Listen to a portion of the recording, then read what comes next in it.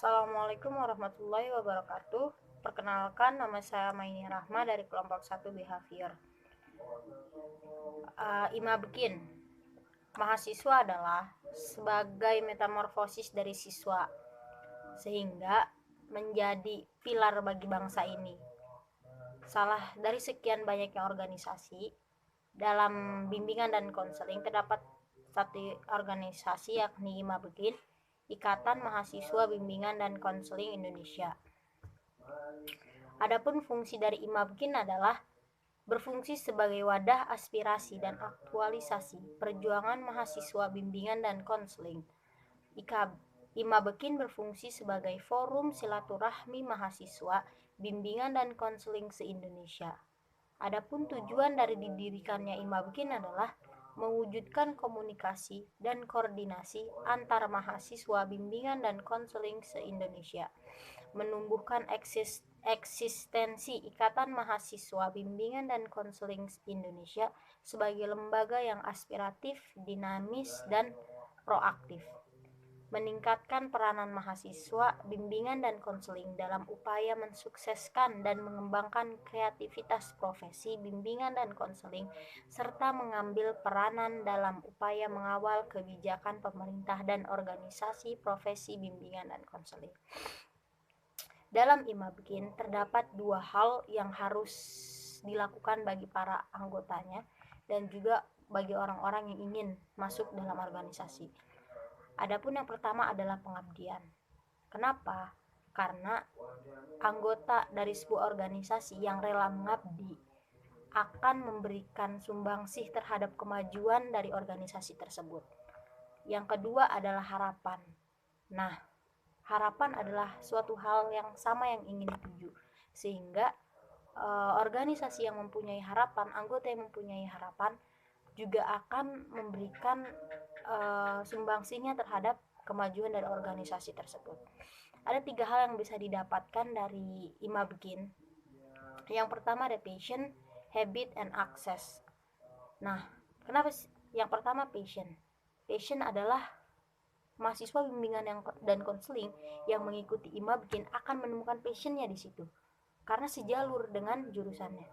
Adapun habitnya adalah mahasiswa bimbingan dan konseling bisa menjadi garda terdepan terhadap permasalahan-permasalahan pendidikan. Aksesnya adalah mahasiswa bimbingan dan konseling yang mengikuti organisasi IMABKIN akan mendapatkan relasi dan hubungan yang baik antara mahasiswa di berbagai macam universitas.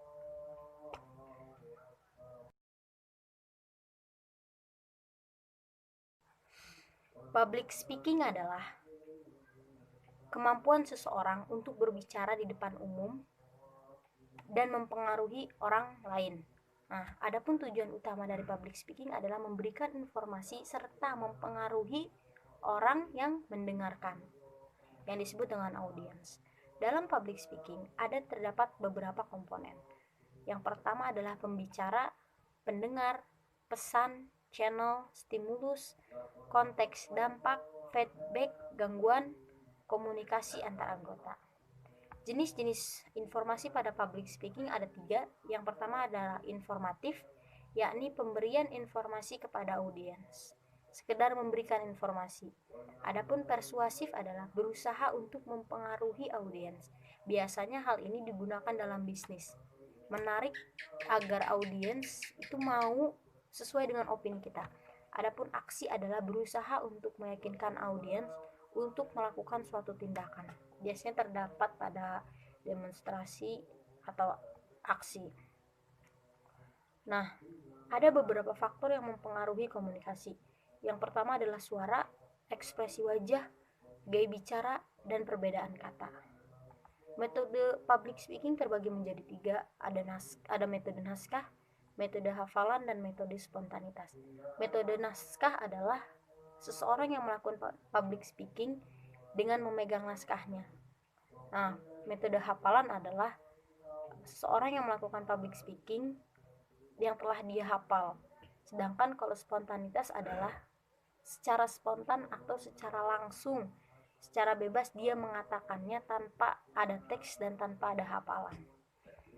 Nah, mengapa sih kita harus memiliki public speaking? Karena orang yang mempunyai kemampuan public speaking cenderung mempunyai peluang sukses yang lebih tinggi dibandingkan orang lain. Hal ini dikarenakan ia banyak memiliki relasi dan pertemanan dengan orang lain. Apalagi terutama dalam jurusan bimbingan dan konseling, yang dimana program kerjanya terbentuk dari layanan-layanan yang melakukan wawancara dengan orang lain.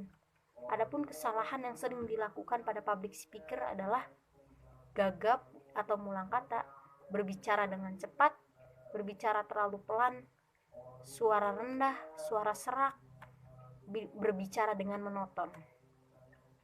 Nah, ada beberapa tips percaya diri dalam public speaking. Berbicara untuk memberi, pahami poin-poin yang akan disampaikan, gunakan bahasa tubuh, berinteraksi dengan audiens, kenali audiens, seni dalam berbicara, hindari kata pengisi atau filter word, dan banyak berlatih.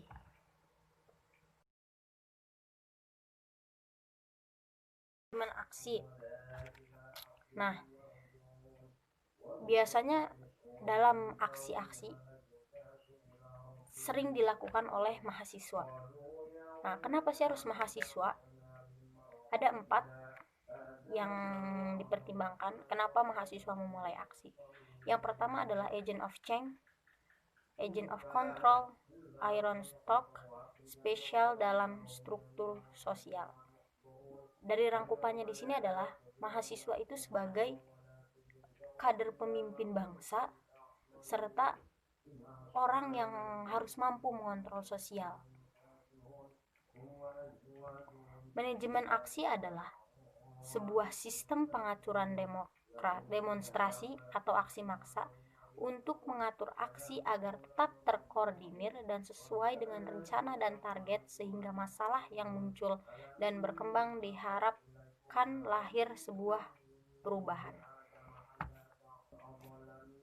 Ada beberapa esensi dari aksi. Yang pertama adalah sebuah bentuk komunikasi di mana saat tidak adanya komunikasi yang baik antara pemerintah dengan masyarakat.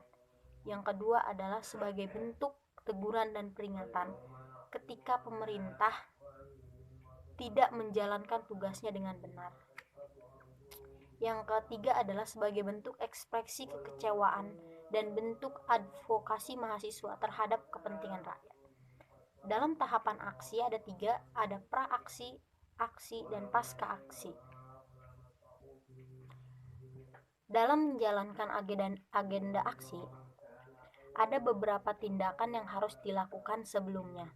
Yang pertama, berkumpul di titik kumpul, melakukan pemanasan untuk mengumpulkan massa aksi, jalan menuju lokasi aksi, orasi pembukaan, dan menjalankan rencana aksi. Nah, pasca aksi adalah hal-hal yang harus dilakukan setelah aksi.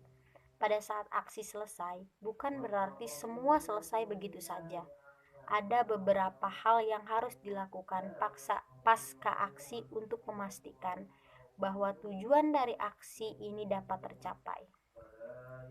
Yang pertama adalah absensi, untuk mengetahui jumlah dari orang-orang yang hadir setelah aksi. Terus ada evaluasi agenda aksi, jumlah masa aksi, isu dan atau tuntutan. Ada rekomendasi. Yang keempat, menjaga eskalasi aksi tetap naik, membangun awareness dan interest publik.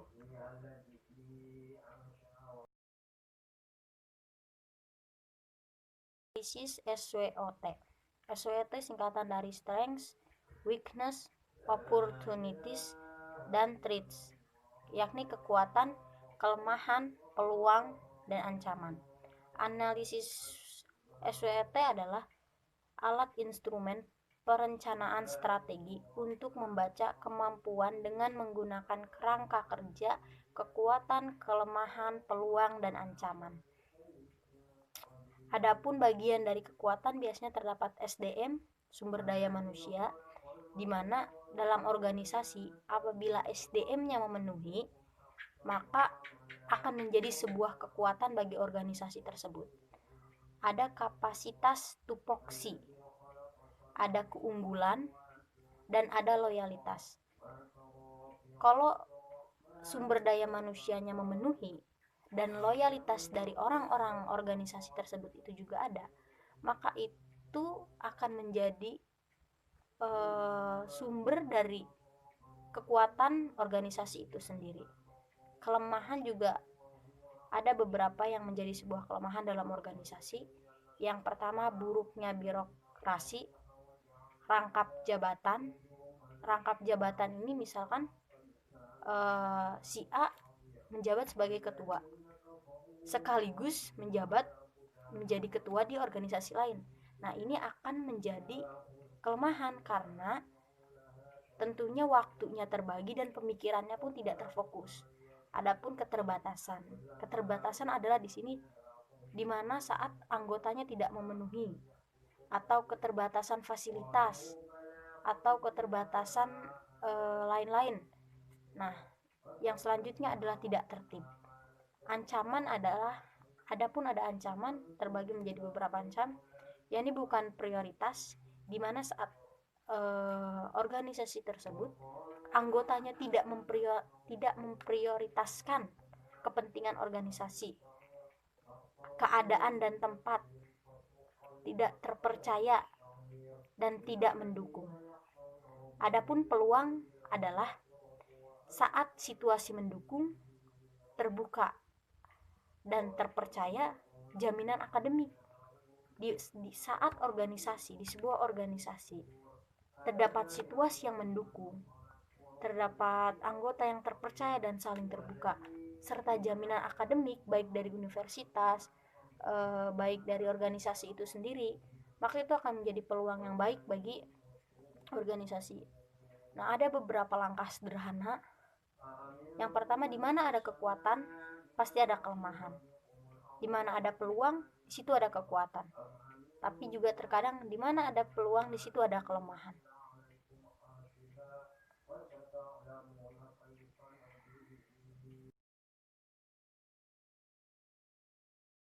Leadership atau kepemimpinan adalah dimana kemampuan seseorang untuk memimpin di sebuah rangkaian aktivitas agar mencapai target yang optimal. Leadership juga bukan sebuah posisi, tapi siapa dan bagaimana kita. Karena hakikatnya semua manusia adalah pemimpin. Nah, incompetent leader adalah ada beberapa hal yang membuat seorang pemimpin itu tidak kompetensi. Yang pertama, bias kepedean, kecintaan manusia terhadap orang yang berkarisma, ketidakmampuan manusia menahan godaan atau narsistik. Nah, pemimpin yang tidak kompetensi adalah di saat dia itu merasa bangga atas posisinya, merasa narsistik, merasa wah saya tuh berkarisma. Nah, karena seharusnya pemimpin itu kompeten itu adalah yang rendah diri dan berintegritas. Ada permasalahan dalam kepemimpinan. Yang pertama adalah timeline, people, less power. Jadi kadang ada beberapa pemimpin yang dia fokusnya pecah saat tugas-tugasnya dikejar deadline. Nah, self leadership itu ada 3. Ada self awareness, self reflection, self regulation.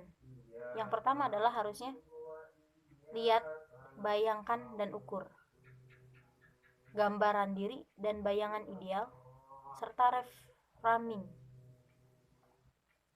Nah, pemimpin yang ideal itu saat dia bisa mengukur kemampuan dirinya, melihat bayangannya, gambaran dirinya, dan bayangan ideal menurut dia seperti apa, maka lakukan.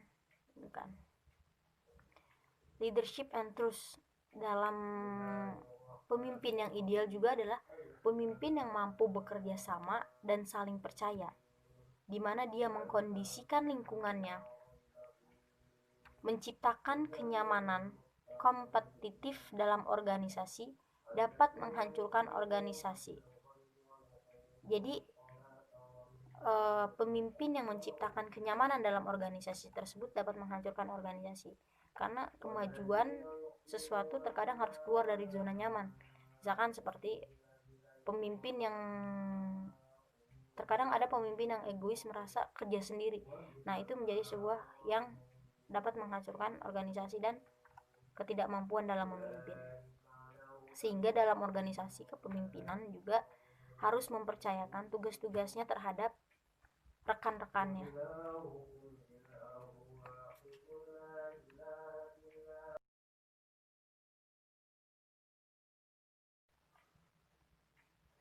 Persidangan secara umum, sidang memiliki pengertian berkumpul, bermusyawarah, dan berunding. Persidangan didefinisikan sebagai pertemuan formal suatu organisasi guna membahas masalah tertentu, upaya menghasilkan keputusan yang dijadikan sebagai sebuah ketetapan. Sidang terbagi menjadi 3, yakni sidang komisi, sidang pleno, dan sidang paripurna. Nah, dalam sidang komisi dipimpin oleh